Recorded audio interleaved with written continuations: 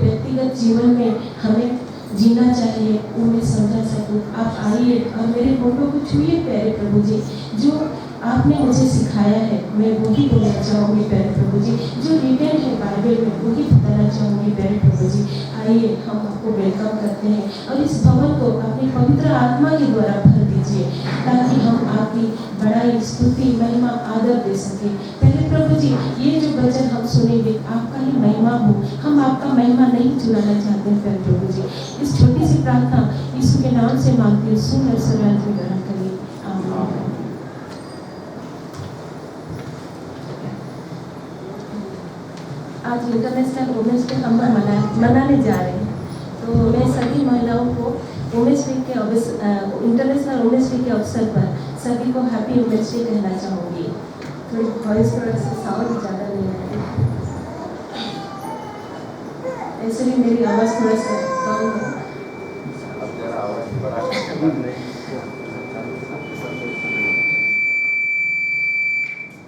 आवाज़ बढ़ाइए।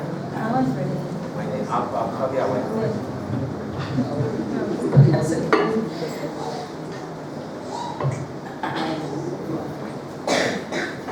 आप सब जानते हैं 8 मार्च को हम लोग ने इंटरनेशनल वुमेन्स डे मनाया है। तो हम लोग उस दिन नहीं मना पाए हैं, लेकिन आज हम लोग मना रहे हैं, इसलिए सभी को हैप्पी वुमेन्स डे। और ज़्यादातर मैं ये भी बोलना चाहती हूँ, ये वुमेंस डे सेलिब्रेट करना और इसको सक्सेस करने में केवल महिलाओं का योगदान नहीं है, इसमें पुरुषों का भी हाथ है। क्योंकि उनका यदि हाथ नहीं रहेगा, उनका यदि क्या बोलते हैं मदद नहीं रहेगा, तो ये वुमेंस डे कभी सक्सेस नहीं हो पाएगी। इसलिए इस अवसर पर मैं दोनों को भी वेलकम करती हूँ। तो आइए हम देखेंगे कि बाइबल में अभी जो हम लोग ने वचन सुना है कि सुंदरता व्यर्थ है ना। लेकिन उससे पहले हम थोड़ा सा एक वुमेंस डे के बारे में थोड़ा एक्सप्लेनेशन करना चाहूँगी कि इंटरनेशनल वुमेंस डे हम लोग हर एक साल 8 मार्च को बनाते हैं।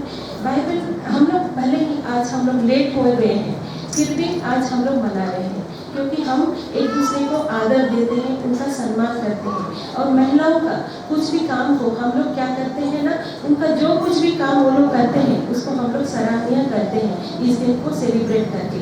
और इस दिन को हम लोग क्यों सेलिब्रेट करते हैं कि उनका जो कुछ भी काम वो लोग करते हैं व्यर्थ नहीं है। आज वो लोग बहुत बड़े बड़े मुकाम पर हैं, हम लोग उनको एनकरेजमेंट करते हैं, उनको आगे बढ़ाने के लिए कोशिश करते हैं। पहले के ज़माने में क्या होता था कि लड़कियों को इस तरह का मौका नहीं मिलता था, फिर भी हम लोग बहुत खुशकिस्मत हैं कि जो बाइबल में हम लोग बहुत सारे एग्जाम्पल देखने को हमको मिलता है। तो और एक मैं बताना चाहूँगी, ये साल का थीम है 2022 का इंटरनेशनल वुमेंस डे का थीम है कि एक स्थायी कल के लिए आज लैंगिक समानता, जेंडर इक्वालिटी टुडे फॉर एक सस्टेनेबल टुमारो। क्योंकि हम लोग लैंगिक समानता देखते हैं आज का ज़माने में। पहले के ज़माने में पुरुष को ज़्यादा श्रेष्ठ माना जाता था, पुरुष स्त्रियों को डोमिनेट करते थे, लेकिन आज के ज़माने में दोनों भी इक्वल है। कोई किसी को बोले तो कम ज़्यादा नहीं समझते, दोनों एक बराबर है। इसलिए ये साल का थीम इस प्रकार से दिया गया कि लैंगिक समानता एक स्थायी कल के लिए हमें दोनों को हम एक समानता में देखते हैं। क्या परमेश्वर भाई और बहनों में फर्क या भेदभाव करता है? नहीं करता है, क्योंकि परमेश्वर कभी नहीं करता है भेदभाव। तो बाइबल में हम लोग देखते हैं जेनेसिस 1:27 में इस प्रकार से लिखा है, परमेश्वर ने नर और नारी को अपने स्वरूप के अनुसार बनाया। इसका मतलब परमेश्वर ने बिना भेदभाव किए पुरुष और स्त्री को बनाया। परमेश्वर ने एक ऐसा रूल सेट किया है कि दोनों प्रेम से और परमेश्वर के अधीन में रहे। ये पुरुष और स्त्री को दोनों को भी समानता में बनाया है, क्योंकि हम कोई किसी को नीच ना देके, किसी को हम डोमिनेट ना करें। हम दोनों परमेश्वर के नजर में दोनों भी एक वरदान के जैसे हैं, आदरणीय है, सम्मानीय है। परमेश्वर ने महिलाओं को दबकर या श्राप में जीवन व्यतीत के लिए नहीं बनाया है। यीशु ने जब क्रूस पर अपना जान दिया हमारे उद्धार के लिए, केवल पुरुषों के लिए नहीं दिया है, परंतु पूरे मानव जाति के लिए उद्धार किया है। और हम देखते हैं स्वर्ग का राज्य दोनों के लिए इक्वल है, कोई छोटा नहीं, कोई बड़ा नहीं, सब कोई हम लोग परमेश्वर का वरदान है और हमें अपने अपने कर्म करने के लिए इस दुनिया में हमें भेजा गया है। आज महिला दिवस के अवसर पर मैं यह कहना चाहूँगी, परमेश्वर की दृष्टि में आप उसके स्वरूप हो और बहुत अनमोल हो और श्रेष्ठ हो। परमेश्वर हम सभी को प्रेम करता है और हमारे जीवन में एक उद्देश्य को भी रखता है। इस उद्देश्य को पूरा होने के लिए प्रभु के हाथों में हमें सौंपना है।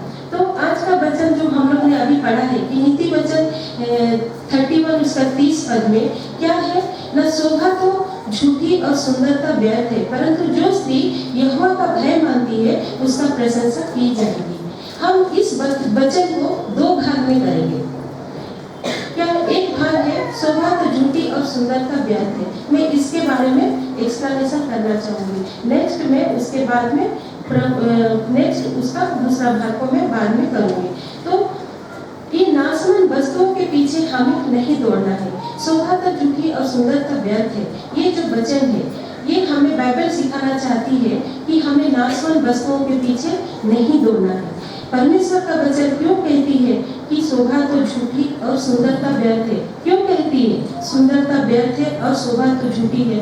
हम इसको आप अपने दिन जब कभी आपको बाइबल पढ़ने का मौका मिलता है तो अकेले में आप वचन को मनन कीजिए, आपको पूरा वहाँ पे पवित्र आत्मा आपको गाइड करेगा कि क्या है, ये क्यों व्यर्थ कहा गया है। आइए हम इसके बारे में मनन करेंगे।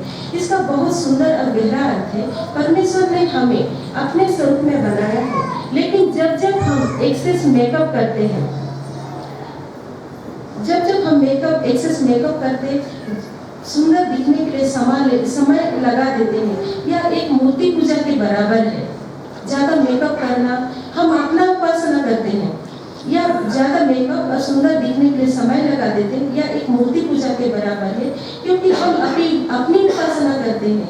जब हम ज्यादा से जरूरत खूबसूरत लगते हैं तब मन चंचल भी होता है। कभी आप ध्यान दीजिए, जब हम ज्यादा श्रृंगार करते हैं, मन को भटकाता है, क्योंकि इसीलिए तो बाइबल हमें कहा गया, बाइबल हमें सिखाती है कि शोभा तो झूठी और सुंदरता व्यर्थ है। इसीलिए कहता है कि मन चंचल होता है जब पाप में हम गिरते हैं, मन चंचल नहीं होता है तो हम कभी पाप में नहीं गिरते। ये एक पॉइंट है। कहीं हम अपने साज श्रृंगार से और गलत ड्रेसअप से किसी के लिए ठोकर का कारण तो नहीं बन रहे हैं, ये भी हमें देखना है। हम जो साज श्रृंगार करते हैं, जो कपड़ा पहनते हैं, हमको देख के किसी का मन में गलत विचार तो नहीं आ रहा है। बाइबल इसीलिए हमको सिखाती है कि हमको सोबर रहना है, सिंपल रहना है, कि हमको देखकर कोई पाप में ना गिरे। क्योंकि मैंने एक मैसेज सुना था कि जॉन वेस्ली जो है कि ये चर्च के फाउंडर है, मेथोडिस्ट चर्च के फाउंडर है। मैं उसने एक मैसेज सुना था, बहुत दिन का बात है, मुझे याद आ गया तो इसलिए मैं बोल रही हूँ। एक स्त्री आती है जो कि इतना सज धज के आती है, तो उसको जॉन वेस्ली साहब जो मैसेज देते थे इस समय में, वो कहते हैं कि आप किसको दिखाने के लिए आ रहे हैं। हम लोग जो चर्च में आते हैं तो हम परमेश्वर को उसको खुश करने के लिए आते हैं, हम उसका स्तुति आराधना और उसको स्तुति आराधना करने के लिए आते हैं। हम दूसरे को मन भटकाने के लिए नहीं आते हैं। तो इसीलिए यहाँ पर हम सीखते हैं कि हमारे अपने साज श्रृंगार से और गलत ड्रेसअप से किसी के लिए ठोकर का कारण तो हम नहीं बन रहे हैं। मतलब हमें देखकर कोई तो पाप में तो नहीं गिर रहा है, ये हमको सोचना है। हमारे ऊपर हमको देखकर किसके मन में गलत विचार तो नहीं आ रहा है। बाइबल हमें ऐसे भी सिखाती है कि हमारी बोली वचन से कोई ठोकर भी ना खाए। कभी कभी हम लोग इस तरह का बातें भी बोलते हैं, हमारी बोली वचन कभी भी शुद्ध होना चाहिए। कभी कभी हम लोग का ये में रहता है, क्या पुरुष क्या स्त्री दोनों को लागू होता है, तो इसमें कभी कभी हम लोग भाषा से, बोली वचन से नॉनवेज टॉक भी करते हैं। तो इस तरह का भाषा हमको बाइबल मना करती है कि इस तरह का हमें वचन नहीं बोलना है हमारे मुंह के द्वारा। प्रभु यीशु कहते हैं, व्यर्थ चीजों के लिए क्यों समय बर्बाद करती है। हम लोग सोचिए, हम एक श्रृंगार करते हैं तो उसके लिए कितना समय निकालते हैं। सुबह से एक दुल्हन को जब श्रृंगारा जाता है तो उसके लिए कितना, सुबह से लेके जब तक शादी का टाइम तक उसको सजाते रहते हैं। तो प्रभु का वचन क्या कहता है, श्रृंगारना अच्छी बात है, गलत बात नहीं है, लेकिन वो श्रृंगार करिए जो ऊपर वाला को खुश करे। तो यहाँ पे हम ये देखते हैं कि प्रभु यीशु कहते हैं कि व्यर्थ चीजों के लिए क्यों समय बर्बाद करते हो। परमेश्वर हमसे कुछ चीज नहीं मांगता है, हमको हमारा कुछ भी चीज नहीं मांगता है, केवल समय मांगता है कि हम उसके संग में बैठे और उससे बातें करें। यहाँ पर हम देखते हैं, आइए हम देखेंगे रानी इजबेल के बारे में देखेंगे। रानी इजबेल बहुत खूबसूरत स्त्री थी। वह अपनी खूबसूरत से वह लोगों को व्यभिचार के लिए उस्काती थी। कभी कभी ऐसा होता है, सब ऐसे हर जगह नहीं होता है, लेकिन कभी कभी होता है कि जैसे यहाँ पे बाइबल बताती है, मैं नहीं कहती हूँ, रानी इजबेल के बारे में जैसा कहा गया है कि वो बहुत खूबसूरत थी, खूबसूरत स्त्री थी। वह अपनी खूबसूरत से वो लोगों को व्यभिचार के लिए उस्काती थी। उसका श्रृंगार भी एक प्रकार का शैतानी श्रृंगार होता था। ज्यादातर यह श्रृंगार हम देखने को मिलता है बॉलीवुड और हॉलीवुड में देखने को मिलता है, बहुत ही चमक दमक अट्रैक्ट करने वाला। बाइबल हमें ऐसे श्रृंगार करने को मना करती है, हमें केवल सिंपल और सोबर श्रृंगार करना है। इसलिए प्रकाशित वाक्य में इस प्रकार का लिखा हुआ है, 2:20 में इस प्रकार से कहता है, पर मुझे तेरे विरुद्ध में यह कहना है कि तू उस स्त्री इजबेल को रहने देता है।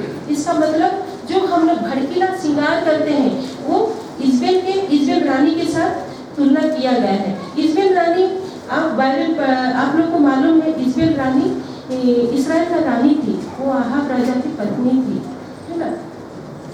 ये इतनी खूबसूरत थी जिसके द्वारा से आहाब राजा उसके साथ विवाह करते हैं। तो और इज़बेल रानी जो थी उनके बारे में थोड़ा शॉर्टकट में बताना चाहूँगी।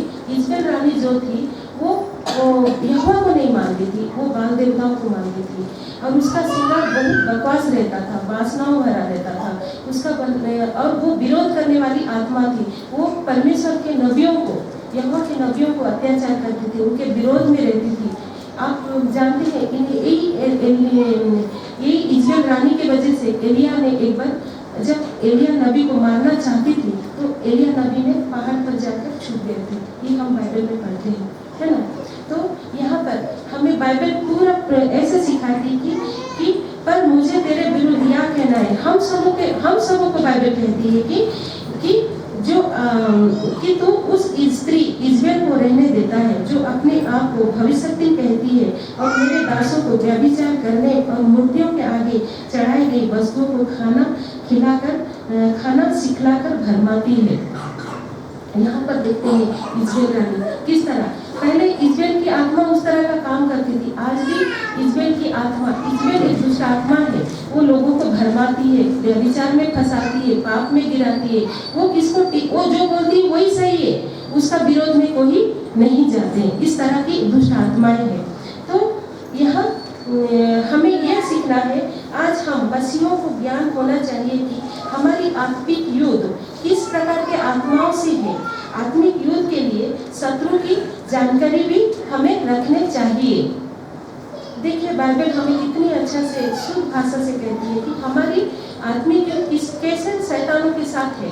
तो हमें इसके लिए जानकारी, शत्रु की जानकारी होनी जरूरी है ताकि हम बुद्धि और चतुराई के साथ इसका सामना कर सकें। और हम देखते हैं, हम बहुत सारे मीटिंग अटेंड करते हैं, है ना।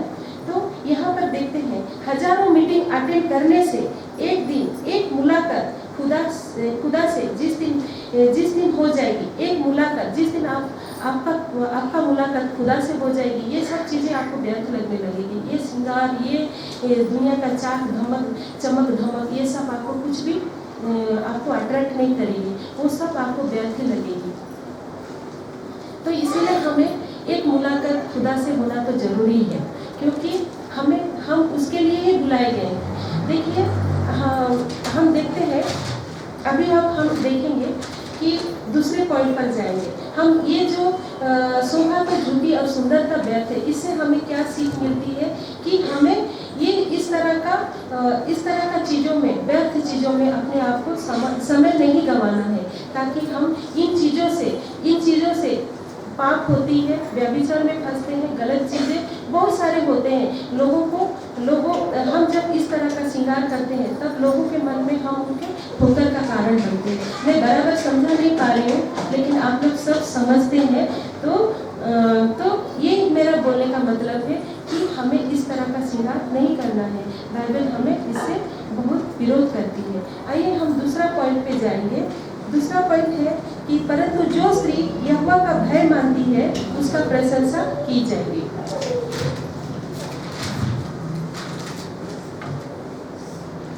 यहोवा का भय मानना ही बुराई से दूर रहना है। देखिए ये पॉइंट कितना अच्छा है, जो यहोवा को भय मानते हैं वो बुराई से दूर रहते हैं। तो आइए हम उन 5 बातों से सीखेंगे जो प्रभु हमसे हमारे जीवन में देखना चाहता है। उन 5 बातों को देखेंगे। एक अच्छी महिला की 5 बातें। हमें वो 5 बातें केवल महिलाओं में नहीं रहना है, पुरुषों में भी रहना है। दोनों हम इक्वल हैं, क्योंकि हम परमेश्वर के स्वरूप हैं। परमेश्वर ने हमको एक किया है। तो आइए देखेंगे, पहला पॉइंट है हमें प्रभु में सदा आनंदित रहना है। पहला थिस्सलुनीयों 5:16 में इस प्रकार से लिखा है। फिलिपियों 4:4 में भी लिखा है, प्रभु में सदा आनंदित रहो। मैं फिर कहता हूँ आनंदित रहो। प्रभु हमें जहाँ भी रखा है, कैसा भी सिचुएशन में रखा है, उसमें हमें आनंदित रहना है। देखेंगे, हम एग्जाम्पल देखेंगे पौलुस और सिलास के बारे में। पौलुस जब ये फिलिपियों के पत्री लिख रहे थे तो उस समय वो जेल में थे। उस उस समय का जेल का जिंदगी बहुत कठिन भरा होती थी और उनको कैसा किया जाता था। जब पौलुस और सिलास को जब जेल में रखा गया, क्यों उनको जेल में रखा गया? क्योंकि वो यीशु मसीह का प्रचार करते थे, क्योंकि वो यीशु मसीह का उद्धार, लोगों का उद्धार के लिए उनको सिखाते थे, क्या सही क्या गलत है ये सब बता रहे थे। तो इसीलिए उनको जेल में डाला गया। जेल में डाला गया तो डाला गया, सही बात है। उनके कपड़े फाड़ दिए गए, उनके ऊपर अत्याचार किया गया, उनको बेतों से मारा गया। जब हमको एक सुई लगे तो कितना दर्द होता है, तो उनको बेतों से मारा गया तो उनका शरीर घाव जैसा हो गया है। फिर भी बेत से मारने के बाद उनके पाँव को क्या किया गया? काठ में ठोक दिया गया पाँव को, ताकि वो हलचल ना हो सके। इस तरह का उनके पाँव को ठोक दिए। फिर भी आधी रात को लगभग पौलुस और सिलास प्रार्थना करते हुए परमेश्वर का भजन गा रहे थे। देखिए, प्रभु में सदा आनंदित रहो, ये बहुत गहराई अर्थ है। आप जब पवित्र आत्मा से भर जाएंगे तब आपको इसका छोटा से छोटा गहराई को आप समझ सकेंगे। यहाँ पे हम देखते हैं कि जब उनको इतना तकलीफ हुआ है, फिर भी वो लोग क्या कर रहे? आधी रात को वो लोग क्या कर रहे ना? प्रार्थना कर रहे। पौलुस और सिलास आधी रात को प्रार्थना कर रहे और परमेश्वर का भजन गा रहे। और कैदी उनको वो जो गा रहे और प्रार्थना कर रहे, जो दूसरे कैदी हैं वो सुन रहे हैं। इतने में एकाएक भूकंप आया, यहाँ तक कि बंदी गृह की नींव हिल गई और तुरंत सब द्वार खुल गए और सबके बंधन खुल पड़े। दारोगा जाग उठा और उसे लगा कि कैदी भाग गए हैं, अतः उसने तलवार खींचकर अपने आप को मार डालना चाहा, परंतु पौलुस ने कहा, अपने आप को कुछ हानि न पहुंचा, क्योंकि हम सब यही हैं। तब वो दिया लगाकर उनके पास आया और गिरकर उनके पास झुककर कहता है कि हे सज्जनों, उद्धार पाने के लिए मैं क्या करूं? ये एक बहुत बड़ा गवाही है। देखिए, यहाँ पर देखते हैं, यहाँ पर मैं एक पॉइंट को लाना चाहूँगी। यहाँ पर ये बहुत तकलीफ में है, उनको मारा गया है, उनका शरीर क्या बोलते हैं, मारने से घाव भी हो गया है, इंजर्ड हुआ है, तो भी वो लोग क्या कर रहे हैं ना? परमेश्वर को याद कर रहे हैं। उनको कितना तकलीफ है और वो परमेश्वर को स्तुति कर रहे हैं। देखिए, स्तुति कर रहे हैं और वहाँ पर ये जो प्रार्थना कर रहे हैं और स्तुति कर रहे हैं, वहाँ पर भूकंप आता है। ये क्या अच्छा साइन है? ये भूकंप नहीं है, यहाँ पर परमेश्वर का सामर्थ आता है, पवित्र आत्मा इतना खोज से आता है कि पूरा अंधेरा हो जाता है और वहाँ का जो दरवाजा रहता है वो खुल जाता है, उनका जंजीरें पूरा खुल जाती है।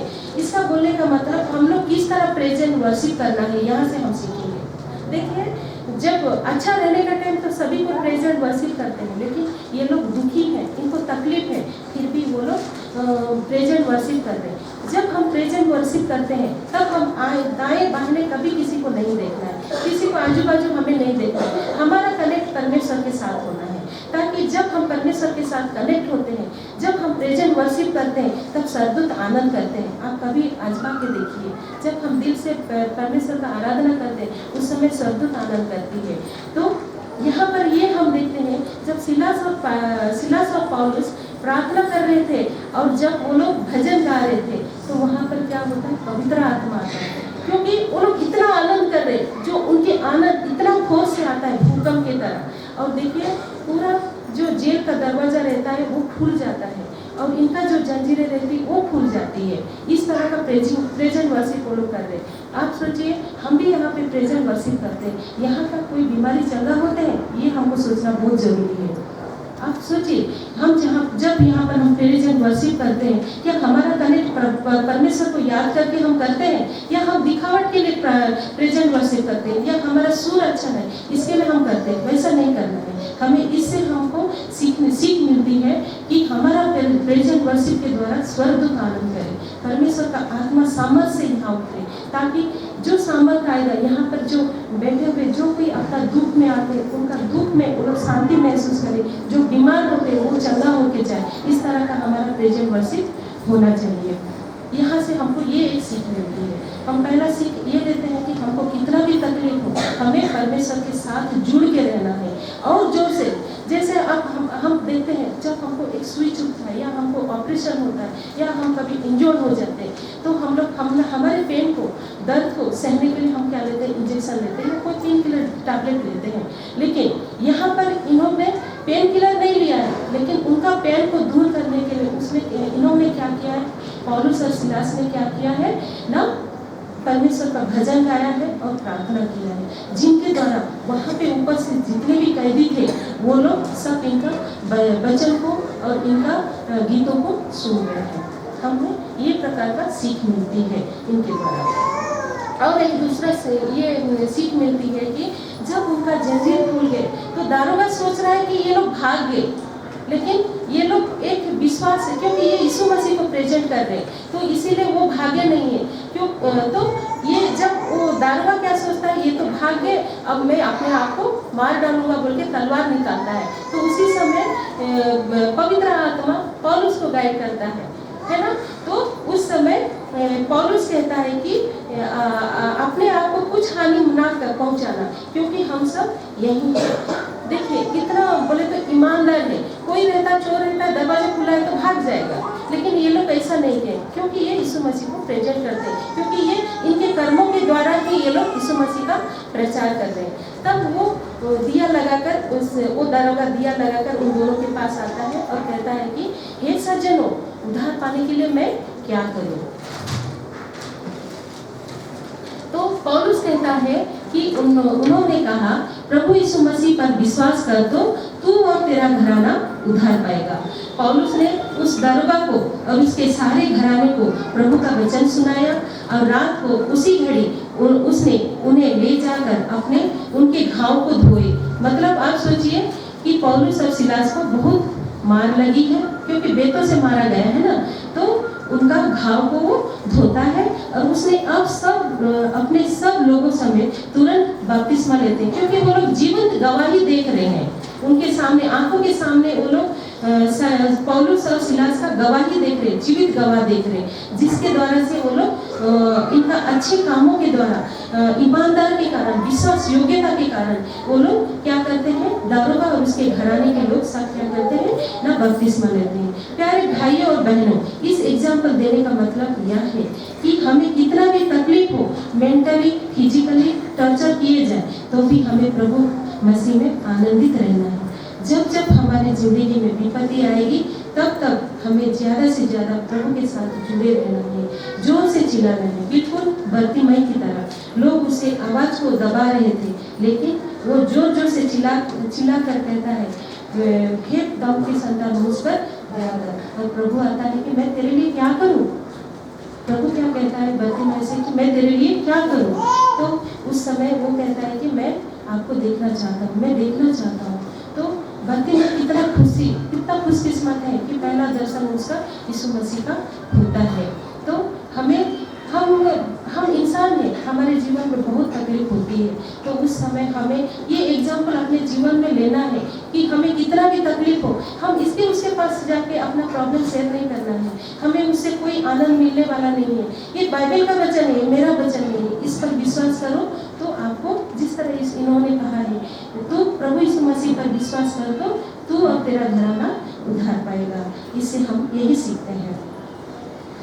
देखिए हम और देखेंगे नहम्याह 8:10 में क्या लिखा है। आज आप सुनिए, मैं बाइबल खोलने नहीं भूलूंगी क्योंकि बहुत एग्जाम्पल मैंने रखा है। तो नहम्याह 8:10 में इस प्रकार से लिखा है, परमेश्वर का आनंद हमारा ताकत है।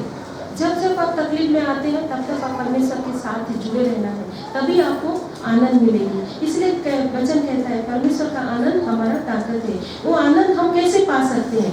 देखिए हम कैसे पा सकते हैं। तो भजन संहिता 16:11 में लिखा है, मेरे निकट, किसके निकट? परमेश्वर के निकट आनंद की भरपूरी है। परमेश्वर के भवन में, उसके निकट में बैठने से उसके संगति में आनंद की भरपूरी है।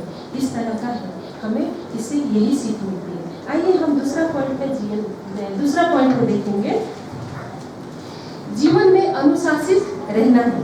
हमें किन किन बातों में अनुशासित रहना है, आइए हम देखेंगे। हमारे जीवन शैली में हमारा उठना बैठना दिन में उठना बैठना, हमारे दिन के काज में, काम काज में अनुशासित होना है। हम किसके साथ उठते बैठते हैं वो भी देखना जरूरी है। हम किसके साथ उठते बैठते हैं बहुत जरूरी है, क्योंकि हम गलत संगति में उठते बैठते हैं तो हमारा परिस्थिति भी उसी तरह का जाएगा, उसी तरह हम मोड़ते हैं। यदि हमारा अच्छा संगति में जाते हैं तो अच्छा संगति होते हैं।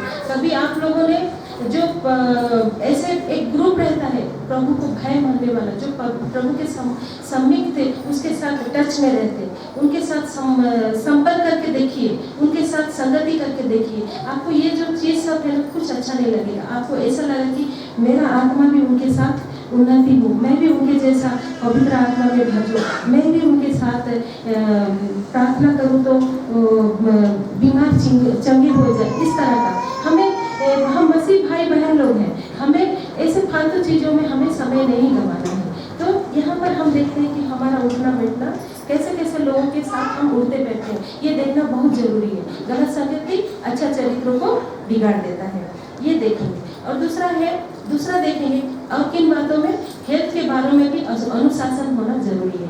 हम खुद पौष्टिक आहार खाना है, परिवार को भी खिलाना है, रेगुलर एक्सरसाइज भी कराना, ये हमारा सांसारिक बात है। जो प्रैक्टिकल है, कम से कम पैदल तो चलना बहुत जरूरी है। आजकल बहुत सारे लोग पैदल चलना भी ज़्यादा ऐसो आराम हो जाता है तो पैदल चलना भी भूल जाते हैं।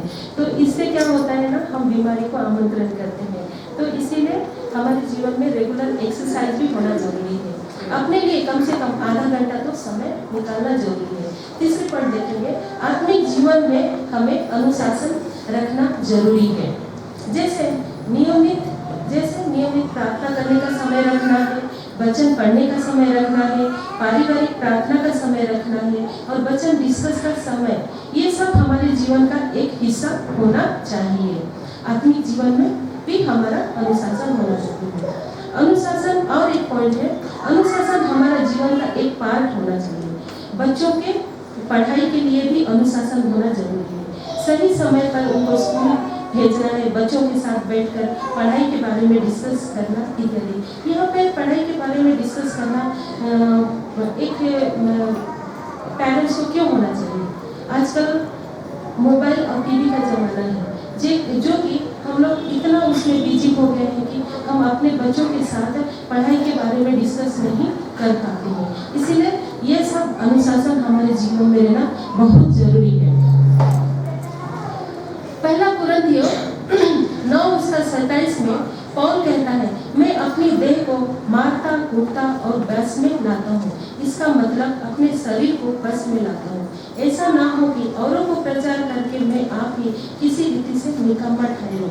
मतलब यहाँ पर हम देखते हैं कि पौलुस क्या कहता है कि मैं अपनी देह को मारता कूटता और बस में लाता हूँ।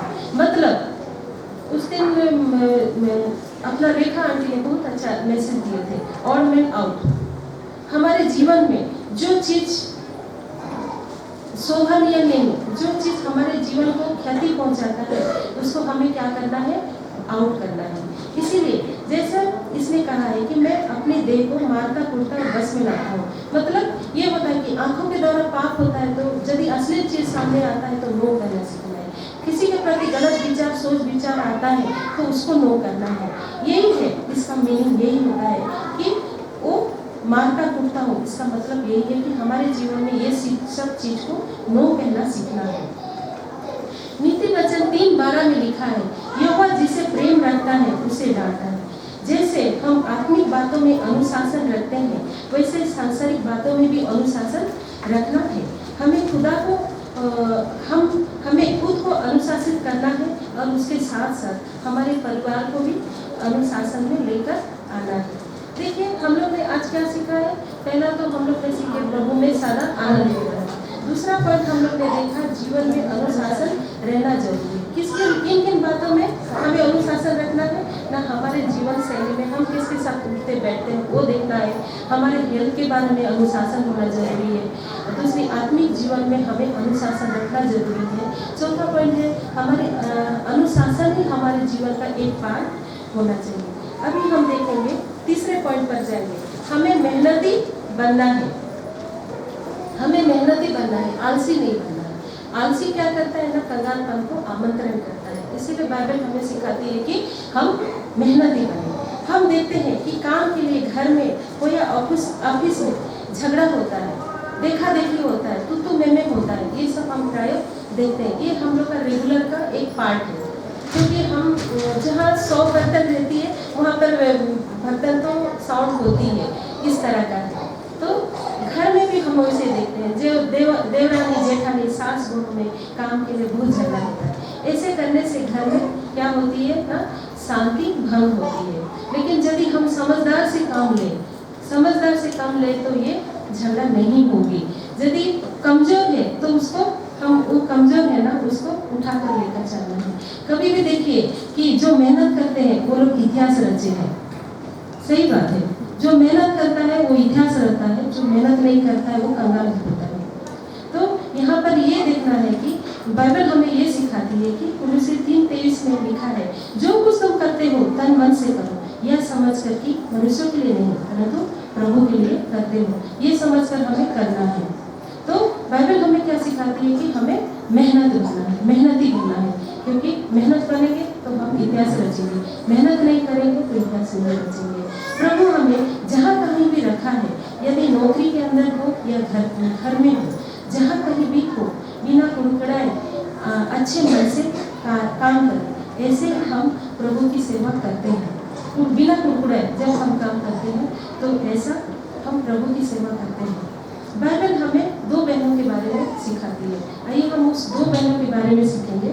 रेबेका, पहला चॉइस है मेरा रेबेका, जो बाद में इतिहास जो इसहाक की पत्नी बनी। मेरा बोलने का मतलब यही है, जो मेहनत करता है वही इतिहास रचता है। तो यहाँ पर देखिए रेबेका हम लोग का जीता जागता एक एग्जाम्पल है, जो इसहाक की पत्नी होती है। रेबेका एक बार कुएं में से पानी भरने जा रही थी, तब अब्राहम का दास एलियाजर ने उसे पानी पिलाने को कहता है। तुरंत रिबका क्या करती है, उसे पानी पिला देती है। जब वो उसे पानी पिला चुकी तब वो कहती है कि मैं आपके ऊँटों को भी पानी पिलाऊंगी। रेबेका को क्या मतलब है, क्या जरूरी है कि इतनी मेहनत करने के लिए किसी अनजान पुरुष के लिए और उसके ऊँटों के लिए, है ना। तो आपको मालूम होगा ऊँट बहुत ज़्यादा पानी पीती है। मैंने इंटरनेट में सर्च किया था कि ऊँट 100 से 150 लीटर तक पानी पीता है। वो हो सकता है साइज के हिसाब से, छोटा वाला जैसा हमारे छोटे बच्चे 1 गिलास कितना पानी पीते हैं, बड़े लोग ज़्यादा बड़ा गिलास पानी पीते हैं। तो उसी तरह ये भी हो सकता है कि ऊँट भी उसी तरह उनका भी क्वांटिटी ज़्यादा भी हो सकता है। ये मैंने इतना निकाला है। तो रेबका बहुत मेहनती लड़की है। उसकी मेहनत और उसकी अच्छी स्वभाव के लिए परमेश्वर उसे एक प्रतिफल देता है। वो अब्राहम की बहू बनती है और परमेश्वर उसे आदर देता है। रेबका ही है परमेश्वर से चुना हुआ इसहाक की दुल्हन। देखिए कितना मेहनत है, क्योंकि ये तो पानी हम देखते हैं, ये तो पानी ही निकाल के ऊँटों को पानी पिलाए। लेकिन आप ये भी सोच सकते हैं, डीपली जाइए तो पवित्र आत्मा आपको गाइड कर सकता है कि उनके घर में इस तरह का संस्कार दिया गया होगा, क्योंकि मेहनत जरूर उनके माँ बाप मेहनत करते हैं, माँ बाप जरूर उनको काम करने के लिए सिखाए होंगे, इसीलिए तो वो इतना मेहनत कर पा रही है। यदि घर में उसको काम करने का आदत नहीं रहेगा तो ऊँटों को, इतने सारे ऊँटों को कैसे पानी पिलाएगी, ये भी सोचने वाली बात है। तो मेरा ये एग्जाम्पल बोलने का मतलब ये है कि हमें हमारे बच्चों को हमें ये सिखाना है कि मेहनत करना है। हमें जिस तरह लड़कियों को कहते हैं कि ये करो वो करो, लड़कों को भी बोलना है कि ये करो वो करो। हम हमारे घर में हमारे बच्चों को करवाते हैं, मेहनत करवाते हैं। हम उनके साथ हमेशा साथ में नहीं रह सकते। आज हम हमारी नौकरी है, हमारे पास पैसे हैं, आज उनको संभाल सकते हैं, कल उनका भविष्य है, कल उनको उनका फैमिली को आगे बढ़ाना है, उनको आगे बढ़ना है। तो इसीलिए हम हमारे बच्चों को मेहनती बनाना बहुत जरूरी है। ये मैं नहीं कहती हूँ, ये बाइबल कहता है, और जो कोई मेहनत किया है वो इतिहास रचा है। आइए हम दूसरा एग्जाम्पल देखेंगे रूत के बारे में, जो एक मोआबिन स्त्री थी, दूसरे जात की थी, वो इस्राएली भी नहीं थी, है ना। पति के मरने के बाद, मृत्यु के बाद वह अपने सास के साथ यरूशलेम को आती है। यरूशलेम उसके लिए नई जगह रहती है, वहाँ का संस्कृति नहीं रहती है, वहाँ का भाषा उसके लिए नहीं रहती है। फिर भी रूत अपने सास से कहती है, देखिए कितना कहती है? फिर रूथ अपने सास से कहती है, आप घर में रहिए, मैं बाहर जाकर अपने दोनों के लिए कुछ खाने को लेकर आऊंगी। और वो खेत में जाती है और अपने सास के लिए अन्न इकट्ठा कर लेके आती है। देखिए रूथ को क्या जरूरी है? वो चाहती तो आराम से घर में बैठ के, मैं तो नई जगह में आई हूँ, मैं क्यों जाऊंगी बाहर, मुझे भाषा नहीं आता है, वो क्या बोलते हैं मुझे कुछ समझ में नहीं आता, मैं क्यों जाऊंगी, और मैं इनको क्यों इसके लिए बुढ़ापे में इनको क्यों मैं पालूं, इस तरह का वो ऐसा नेगेटिव बात नहीं करती है। परंतु वो क्या कहती है कि अपने सास को, बाइबल हमें सिखाती है कि पके बाल को कभी भी रेस्पेक्ट करना है, बुजुर्गों को कभी भी रेस्पेक्ट करना है, उनको कभी सताना नहीं है। तो यहाँ पर हम देखते हैं रूथ कितना अच्छा से कहती है कि आप घर में रहिए और मैं बाहर जाकर अपने दोनों के लिए कुछ खाने को लेकर आऊंगी। वो खेत में जाती है और अपने सास के लिए अन्न इकट्ठा करके लेकर आती है। रूथ को क्या जरूरी है? वो बहुत सारे कारण बता सकती थी, बहाना मारकर घर में रह सकती थी कि मैं यहाँ की संस्कृति नहीं जानती और मुझे यहाँ की भाषा नहीं आती है, परंतु वो ऐसा नहीं करती है, कारण वो मेहनती और ईमानदार और दयालु स्त्री है। जब वो मेहनती और ईमानदार बनी, परमेश्वर ने उसे बहुत बड़ा आशीष दिया और वो उसका विवाह बोआज से हुआ। और उसी वंशावली में हम देखते हैं दाऊद का और यीशु मसीह का जन्म होता है। उस वंशावली में दाऊद का और यीशु मसीह का जन्म होता है और रूथ को दाऊद का परदादी भी कहा जाता है ना। आप परमेश्वर ने एक मेहनती लड़की को आदर देता है और रूथ दाऊद की परदादी है। आज हम अपने जीवन में कभी ना कोई पड़े, परंतु मेहनत के साथ अपने कर्तव्य को पूरा करने वाले बने। यदि हम फ्यूचर में अच्छा दिन देखना चाहते हैं तो आज से अच्छा बोना भी शुरू करना जरूरी है। यदि हम अच्छा आज से बोना शुरू नहीं करेंगे तो कल हमारा फ्यूचर किस तरह से अच्छा होगा, ये भी सोचने वाली बात है। आइए हम देखते हैं और एक पॉइंट पर जाएंगे। हम पवित्र बहने बने, हमारा चाल चलन पवित्र बनना है। देखिए किस तरह से परमेश्वर कहता है कि मैं पवित्र हूँ, इसलिए तुम भी पवित्र बनो। पहला पत्रस 1:16 में इस तरह का कहता है। हमारी सोच में पवित्र बने, कोई भी गंदी बातें हमारी सोच में ना आए। अच्छी सोच के साथ हमें आगे बढ़ना है। किसी के लिए बैकबाइट ना करें, चुगली ना करें, मुंह से गलत बात नहीं निकालना है, गलत चीजों को नहीं देखना है। और अश्लील चीजों में अश्लील वीडियो जो आते रहता है, नेट हम लोग मोबाइल निकालते ऐसे घुमाते रहते हैं, स्क्रॉलिंग करते रहते हैं। उस टाइम में जब अश्लील वीडियो आता है उसको नो करना है, इन्वॉल्व नहीं होना है, क्योंकि हम जीसस को अपने जीवन के द्वारा प्रेजेंट करते हैं। हमारे स्वभाव इसलिए पवित्र होना बहुत जरूरी है। जैसे परमेश्वर कहता है दाऊद को देखकर कि वो तो मेरे मन के जैसा है। दाऊद को देखकर परमेश्वर क्या कहता है कि वो तो मेरे मन के जैसा है। उसी तरह खुदा हमें देखकर कहे कि वह बेटी या वो बेटा मेरे मन के जैसा है। तो हमें यहाँ से ये सीख मिलती है, परमेश्वर को प्रसन्न करते हुए हम ऐसे जीवन जीना है। टाइट कपड़े नहीं पहनना है, अंग प्रदर्शन नहीं करना है, छोटे कपड़े ना पहने। हमारे जीवन के दौरान कोई पाप में ना गिरे, क्योंकि हम राजा की बेटियां हैं। हम हमारे शरीर के द्वारा किसको इम्प्रेस करते हैं, हमें ऐसा नहीं करना है। जैसे हम देखते हैं मरियम एक पवित्र बहन थी जिसके द्वारा यीशु मसीह का जन्म हुआ, ये हम देखते हैं। लास्ट पॉइंट जाएंगे। जब हम अपने जीवन में गलत रिश्तों से, गलत बातों से, गलत सोच से, गलत वस्त्रों से अपने आप को बचा कर रखते हैं, तभी परमेश्वर हमारे जीवन में बड़े बड़े कार्य करेगा। आइए हम लास्ट पॉइंट पे जाएंगे। प्रार्थना करने वाले बहनें बनना है। प्रार्थना करने वाली बहनें, हम बाइबल में से दो बहनों का एग्जाम्पल लेना चाहूँगी। एक है हन्ना और एक है एस्तेर। आइए हम एस्तेर के बारे में देखते हैं, हन्ना के बारे में देखते हैं। हन्ना एक प्रार्थना करने वाली बहन थी जो अपने परिवार में खुश थी, लेकिन उसके जीवन में एक कमियां थी। उसके जीवन में संतान की कमी थी, परंतु उसने अपने कमजोरियों को परमेश्वर के सामने लेकर गई और परमेश्वर के सामने बिलख कर गई। परमेश्वर ने उसकी प्रार्थना को सुनकर जवाब भी दिया है। देखिए, हम लोग का अपना प्रॉब्लम जो भी है, छोटा हो या बड़ा प्रॉब्लम, हमें दूसरों के पास, दूसरे लोगों के पास नहीं बोलना है। हमें जहाँ पर सलूशन है वहाँ पर जाना है। जिस तरह हन्ना ने किया है, वो परमेश्वर के सम्मुख जाती है और वहाँ पर बिलख बिलख कर रोती है। बिलख बिलख कर रोना मतलब अपना दुख को पूरा उसके सामने खोल देना। क्योंकि हन्ना एक ऐसी स्त्री थी, वो अपने सौतन से बहुत मेंटली हरासमेंट होती थी, मेंटली टॉर्चर किए जाते थे। क्योंकि जब एक पति के सामने दो पत्नियां रहती हैं, तो उस समय वो जिस घर में जाएगी वो उसको उसी तरह टोकेगी, अरे तू तो बच्चे, तेरे पास बच्चे नहीं है, मेरे पास कितने बच्चे हैं, इस तरह का। वो कभी जहाँ पर जाएगी उसको इसी तरह का मेंटली टॉर्चर करती होगी। इसीलिए तो वो इतना बिलख बिलख कर रो रही थी, वो खाना खाने भी बंद कर दी थी। तो यहाँ पर हमें ये देखना ये एग्जाम्पल से हमें ये सीख मिलती है कि हमें हमारा प्रॉब्लम जहाँ पर सॉल्यूशन है वहाँ पर बोलना है। आइए हम देखते हैं एस्तर रानी के बारे में।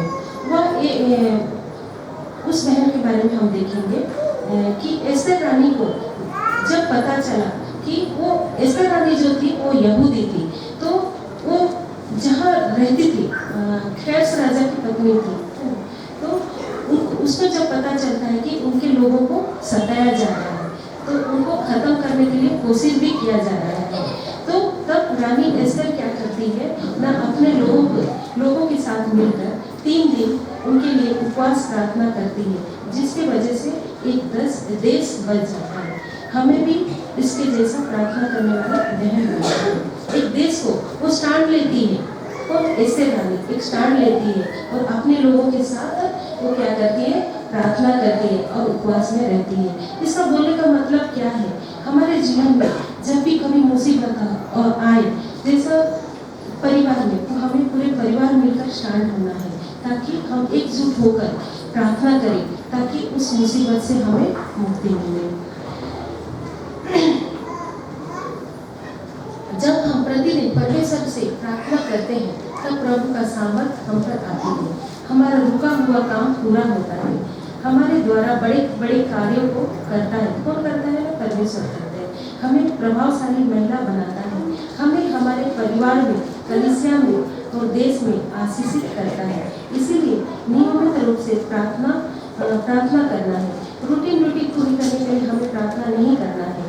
हमें हमारे लिए नेगेटिव कन्फ्यूज नहीं करना है। हमें हमारे लिए कभी भी अपने लिए नेगेटिव बातें भी नहीं बोलना है, ना हमारे बच्चों के लिए। कभी हम देखते हैं ना कि हमारे हम जब नेगेटिव बात बोलते हैं वो पॉजिटिव में बदल जाता है। इसीलिए हम कभी भी पॉजिटिव बोले, क्योंकि हमारा परमेश्वर ही पॉजिटिव वाला परमेश्वर है, असंभव को संभव करने वाला परमेश्वर है, जो आंखों ने नहीं देखी, जो कानों ने नहीं सुनी, जो मनुष्य के चित्त में भी नहीं है, वो चीज परमेश्वर में करता है। तो हमें यही सीख मिलती है यहाँ से। इसलिए नियमित रूप से हमें प्रार्थना करना है और नेगेटिव कॉन्फ्रेंस नहीं करना है। हम स्पेशल है, खूबसूरत है, सभी कोई, क्या पुरुष क्या स्त्री, सभी खूबसूरत है। परमेश्वर के नाम में नजर में सब कोई हम लोग स्पेशल है, एक मास्टरपीस है। इसीलिए हमें नियमित समय निकालकर दिल से प्रभु से प्रेयर करना है, ताकि प्रभु हमें बहुतों के लिए आशीष का कारण बनाए। लास्ट में मैं यही कहूँगी, जो स्त्री परमेश्वर का भय मानती है, परमेश्वर उससे ऊंचा उठाता है, आदर देता है और प्रभावशाली बनाता है। ये हम आज का वचन से सीख मिलती है। लास्ट में तो यदि मेरा इस वचन के द्वारा कोई गलती हुआ है, आप लोगों को कुछ एक्सप्लेनेशन करने में कुछ गलती हुआ तो मैं आप लोगों से माफी चाहती हूँ। प्रभु करे इस वचन के द्वारा सभी को आशीष दे।